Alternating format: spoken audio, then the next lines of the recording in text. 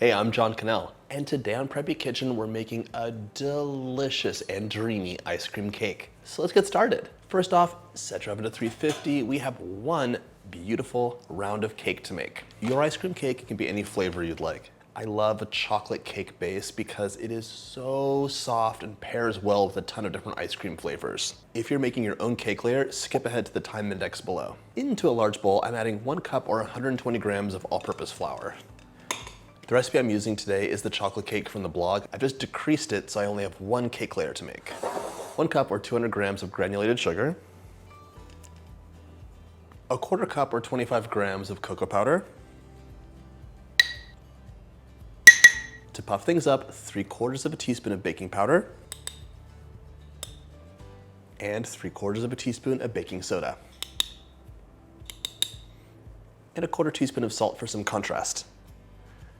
In case you haven't had an ice cream cake before, imagine a beautiful and insulating layer of cake topped with a thick layer of ice cream wrapped in whipped cream and decorated with hot fudge, Oreos, cherries, or whatever you like. It's the perfect summer celebration cake, and I love it for birthdays too.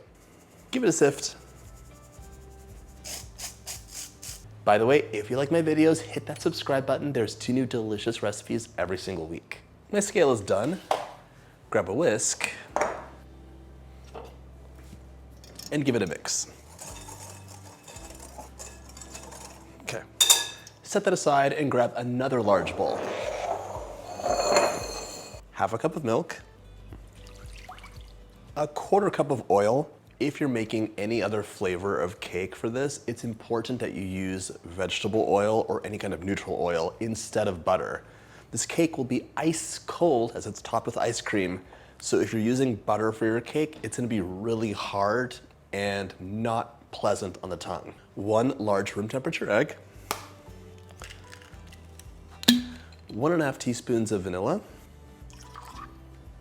Give us a whisk. This cake is beyond easy to make. And by the way, the recipe, which has 2 cake layers, is the perfect chocolate cake at room temperature as well. Time to add the wet into the dry. We're gonna give this a whisk, and you might notice in my hand, I have 1/2 cup of hot coffee. You could use hot water or hot coffee. Both will be delicious, but the coffee will really accentuate the chocolate in the cake. Stir this together until it's just coming together. And now we can add our hot water or coffee. Mix it up, and you'll think this is way too liquidy and it's not gonna work. It's gonna bake up perfectly. That's very liquidy, but that's just how it should be. Grab an 8-inch pan and give it a quick spray. Pop a round of parchment on the bottom. And we're gonna transfer the batter right in.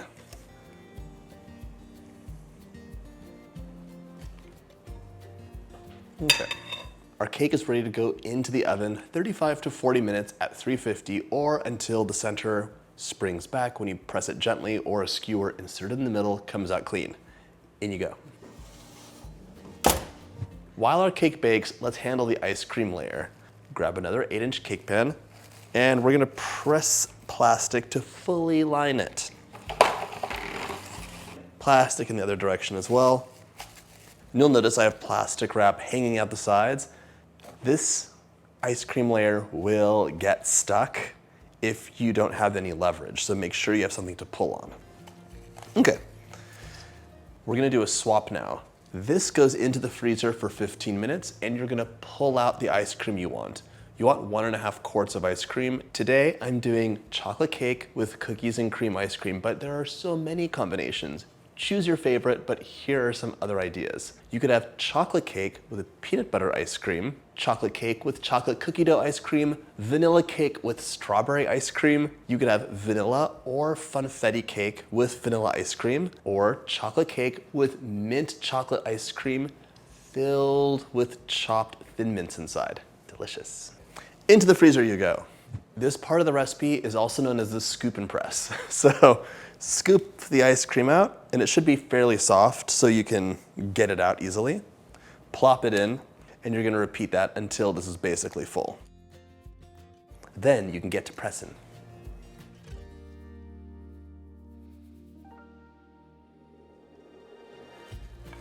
Fill your cake layer up. When I was little, it was like the popular thing to get an ice cream cake from Baskin Robbins. So this has a ton of nostalgic memories for me. Okay, cram that ice cream in there. Depending on which part of the country you live in, it might be Carvel that you've had. Once you've emptied out your ice cream container, we're gonna grab one more sheet of plastic wrap, cover the top, and get to pressing. It feels so wrong to like press the ice cream with your hands. This is so soft that it has to set up until it is rock hard. It's very similar to if you ever ate a baked Alaska. Cake base, ice cream dome top. This has a cake base with an ice cream flat disc on top. This is nice and flat, so it's ready to go into the freezer. This needs at least 2 hours until it is quite firm again. Feel free to make this a day or two in advance so it's ready to go when you need it. In fact, if you wanted to, you could have the ice cream layer and frozen cake layers ready for an on-demand ice cream cake. It's something you'd whip up super fast and everyone will be really impressed. My ice cream layer has set up. My cake layer has baked and cooled, so we're going to assemble this beautiful cake. In the middle, we're gonna have some room temperature hot fudge with some chopped cookies. This flavor combination calls for Oreos, and I want 14 of them, or about. That's about 160 grams. Just give these a nice chop. You don't want giant pieces, because that'll make your cake difficult to cut.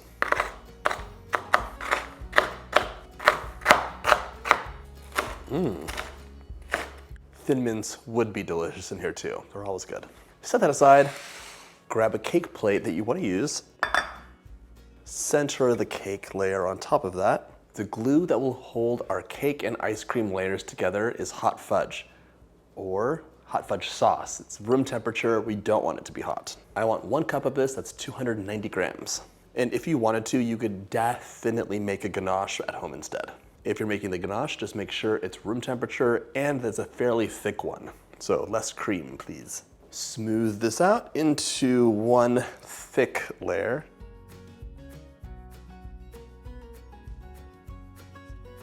Now we can sprinkle our chopped cookies on top and press them in. For other flavor combinations, you can switch up the cookies. You can use caramel instead of fudge. Make this your own, it's very easy. It's just a matter of assembling it and making sure the filling isn't so gooey that it'll all flow out. All pressed in, so head over to the freezer and grab your ice cream layer. If you're short on freezer space, by the way, you could definitely assemble the cake on a cake board instead of on a cake stand. It'll save space and you can still move it around. Thanks to all the plastic wrap we used, this comes out fairly easily. That's nice. Remove the plastic, very important. I'm leaving the bottom on and I'm gonna flip it upside down now.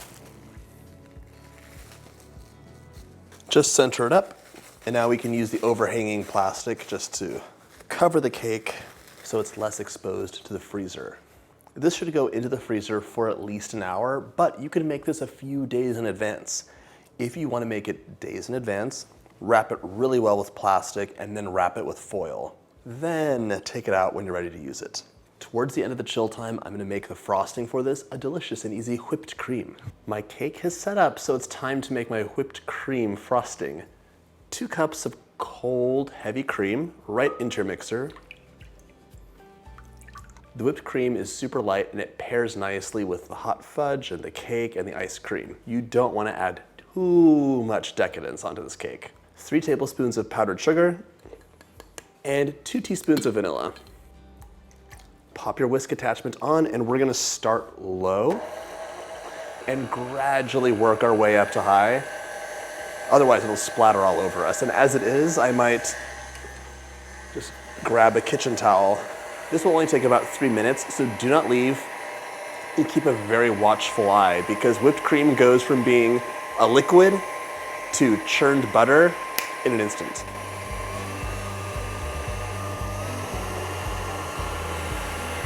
And to make sure we have the perfect texture, we're gonna stop this when we have very soft peaks and finish whisking by hand so we have the perfect consistency for piping.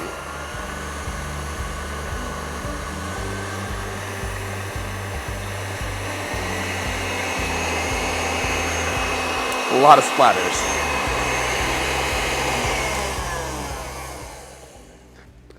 Yeah, so right now I have very soft peaks, and I'm gonna finish this off by hand because the rest comes together so quickly.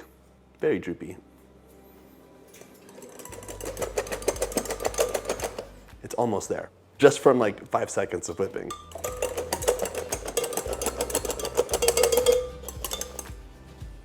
That looks good. Beautiful stiff peaks. I could eat this whole bowl. This is my kryptonite. I cannot walk away from whipped cream. Isn't that right, everybody? I'm gonna reserve 1 cup of whipped cream in a piping bag fitted with a closed star tip. I'm using an 846, but you could use any of your favorite star tips for this. Or not, you don't have to do any decorations. This will hang out in the fridge while I decorate the cake. Fresh out of the freezer, we're gonna unwrap it. Now I'm covering the cake with the remaining whipped cream, and I'm just gonna give it a smooth. I'm using an offset spatula and a bench scraper for this, and I would just encourage you to give yourself some grace. You are not a professional bakery or a professional ice cream shop, so this can look homemade. Move the whipped cream down to the side and just get coverage.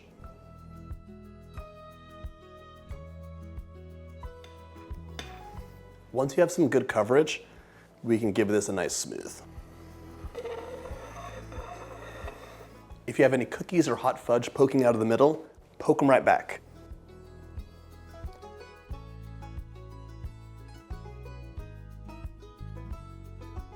Smooth the top by pulling it in. And we're gonna have some hot fudge on this too, or warm fudge. So this cake is getting a lot of coverage. Don't worry about making this a perfect cylinder. I'm telling myself that as much as you. Okay. Once your cake is covered in whipped cream and it's been smoothed out, you have a choice.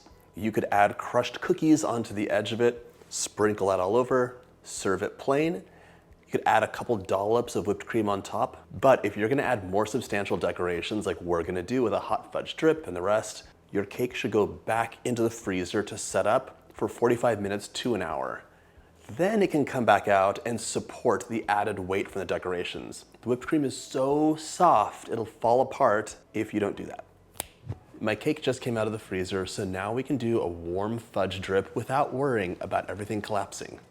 Warm up some hot fudge or ganache so it's warm, but not hot. You want it to be just warm enough to flow, but not so hot that it'll melt your whipped cream or streak all the way down to the bottom. You wouldn't need more than a 1/4 cup, really about 3 tablespoons for this drip. Snip the tip off your piping bag. And now we're just going to pipe right along the edge so we get a cute little drip.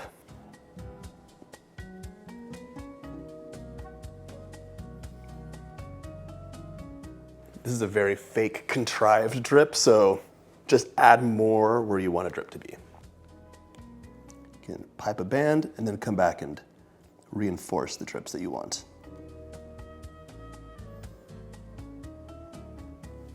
Just for balance, I'm gonna add some crushed cookies along the very bottom for a little skirt.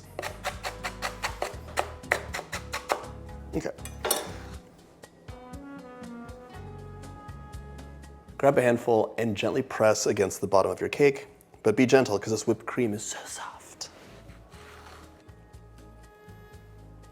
And just remove the excess and keep going.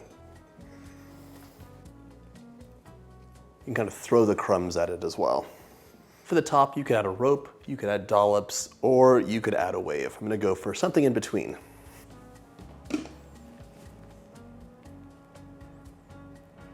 Just adding a bit of a wave. That looks nice.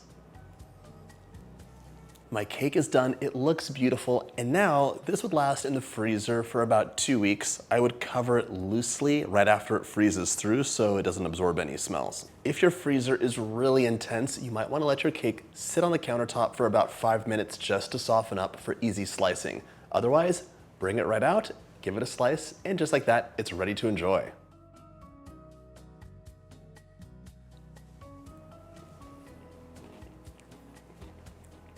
That is nostalgic perfection and so much better than any of the store-bought ones I had as a child.